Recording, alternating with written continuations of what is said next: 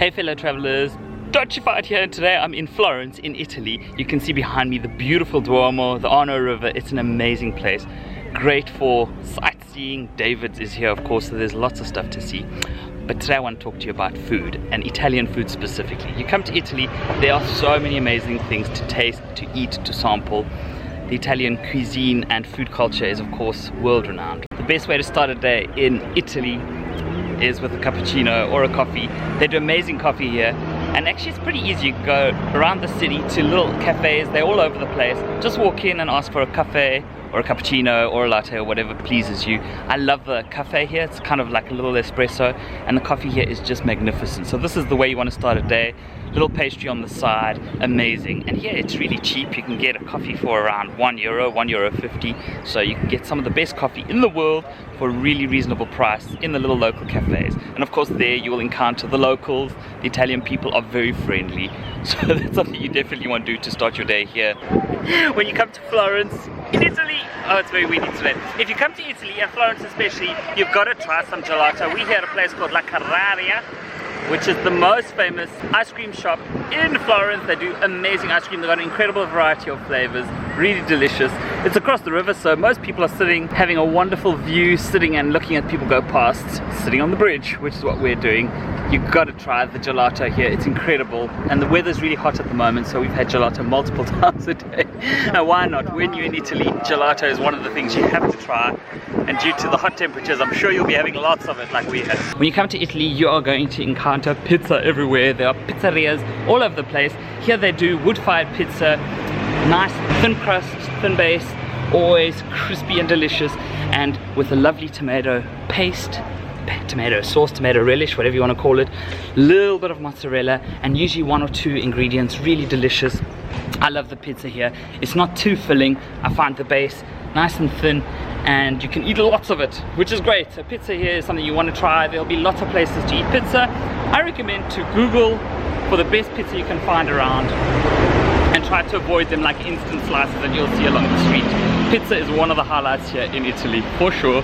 There's this thing you must try, it's like a rice pudding tart.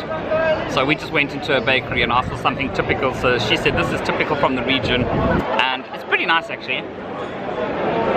If you like rice pudding, you'll like this thing.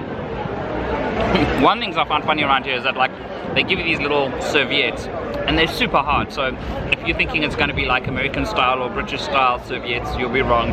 Everywhere you go, when you go to get gelato or pastries, you've got these little hard serviettes, and I don't know about you, but I don't really like them. We're at one of the few roof terraces in the whole city.